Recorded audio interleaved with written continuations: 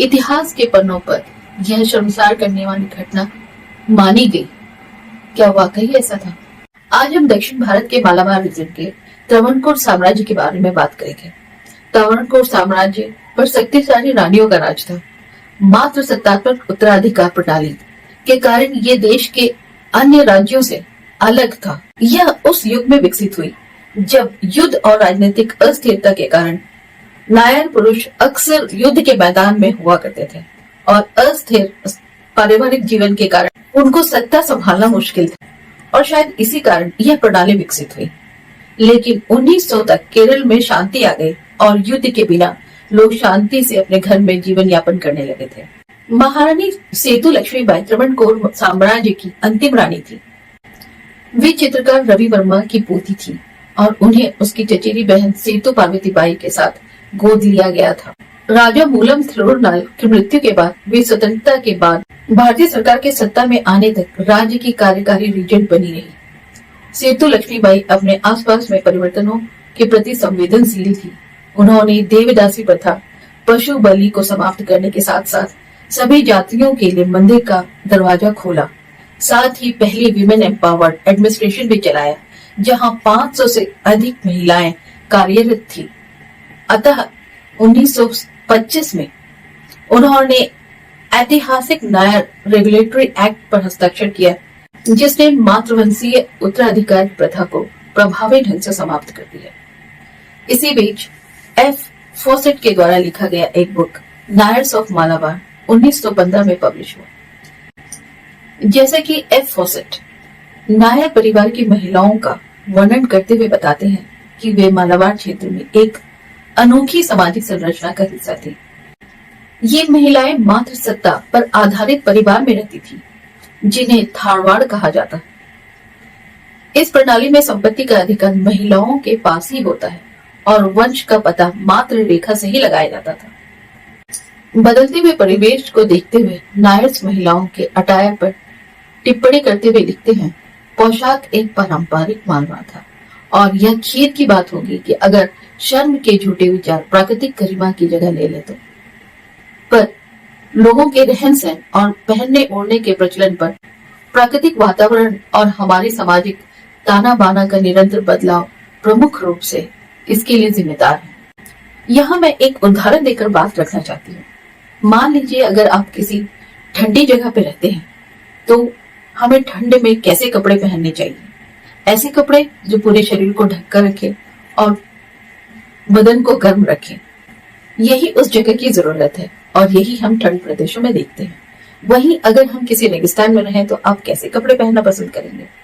ऐसे कपड़े जिसमें धूप और गर्मी से हमें मुक्ति मिले और यदा कदा रेतीले तूफानों से बचने में जो सहायता करे। इवन आप आंखों, बालों और कान को भी ढकना पसंद करेंगे ताकि बालू के कण उसमें जा न सके। ठीक इसी तरह का ड्रेसअप हम मिडिल ईस्ट देशों में देखते हैं।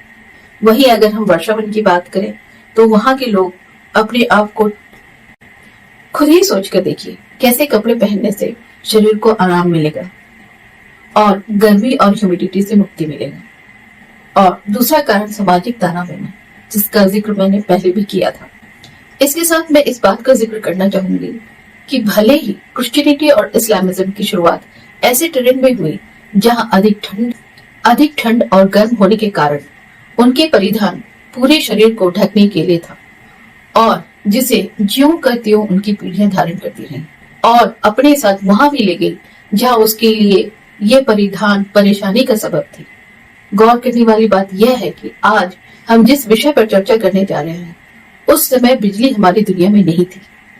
इस आधार पर चर्चा करना बहुत जरूरी है क्योंकि बिना इसके उस समय के सामाजिक रहन सहन को कभी भी कटघरे में नहीं खड़ा किया जा सकता। आइए अब हम विषय पर लौटते हैं। बात है 2007 8 मार्च की। सी राधाकृष्णन की एक किताब मार्केट में आई जिन्होंने पूरे देश में अजीब सी हलचल पैदा कर दी। प्रश्न उठने लगे कि क्या हमारे हिंदू राजाओं द्वारा ऐसा टैक्स हमारे प्रजा पे लगाया गया था? न केवल केरल के लिए अपितु पूरी हिंदू समाज में ये एक शर्मिंदगी का विषय बन गया था। इसके बाद तो इस विवादित विषय पर कई सारे फीचर फिल्म्स जैसे मुलक्करम बाई योगेश पघाड़े। कितने सोशल मीडिया कंटेंट मेकर्स ने इसे हाथों हाथ ले लिया। न जाने कितने राइटर्स के बुक इस विषय पर पब्लिश हो गए। उसमें से एक हिस्टोरियन मनु पिल्ले 2019 में बुक पब्लिश करते हैं, the courtesan, the Mahatmas and the Italian Brahmans, tales from Indian history. इस किताब में देश के अतीत के कई पात्र के साथ साथ बसव और नांगली को लेकर फिर से प्रस्तुत करने का प्रयास किया, जिसकी चर्चा सी राधा कृष्णन 2007 में अपने बुक में किए थे। इसमें कहा गया था कि लोअर कास्ट की महिलाओं को तन ढकने के लिए टैक्स देना होता था। नादर समाज की महिलाओं में से एक महिला नांगेली थी जिसने इसका विरोध किया था और न जाने क्या क्या। यही नहीं, मेन मीडिया में भी इस विषय ने सुर्खियां बटोरी, पर दुख की बात यह रही कि इसकी वैधता जानने की किसी ने कोशिश नहीं की। पर क्या वाकई ऐसा था? ये एक मार्केटिंग प्रोपेगेंडा था या सच्चाई?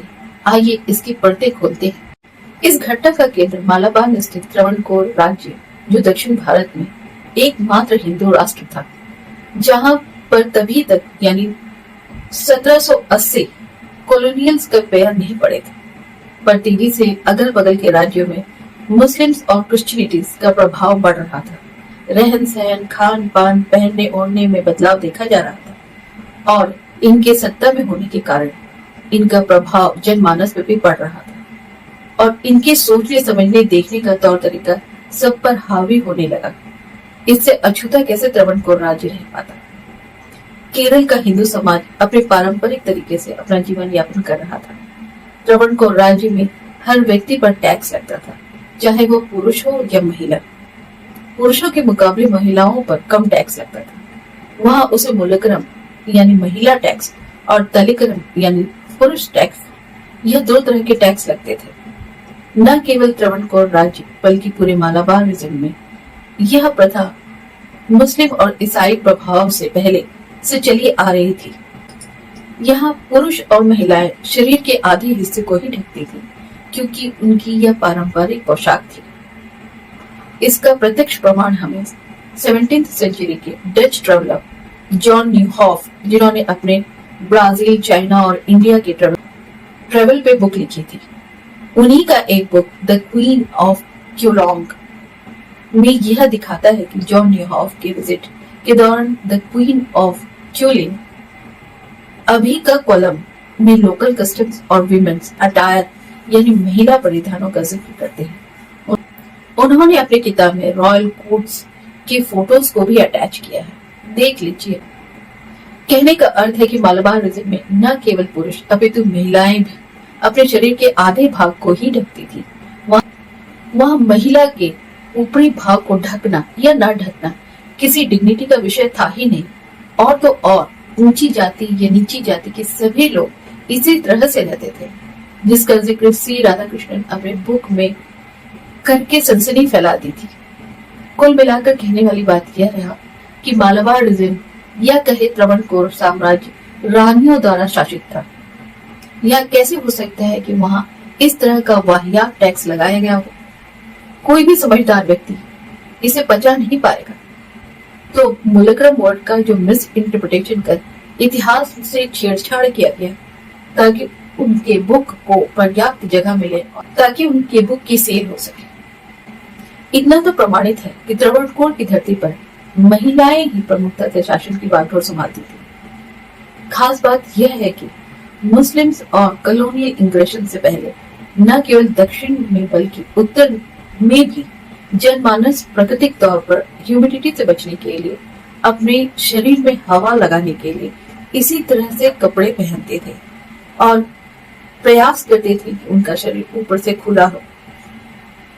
हम और आप इससे कैसे इनकार कर सकते हैं? इस बात को प्रमाणित करने के लिए महात्मा गांधी जी का एक चित्र ही काफी है, जिन्होंने खुद को लोगों से जोड़ने के लिए उन्हीं की तरह रहना शुरू कर दिया था। तो अब हम निष्कर्ष पर पहुंचते हैं। इस वीडियो में हमने मालाबार क्षेत्र की अनूठी सामाजिक संरचना, पारंपरिक पोशाक प्रथाओं के विकास और मुलक्करम पर विवाद के पीछे की सच्चाई को पता लगाया।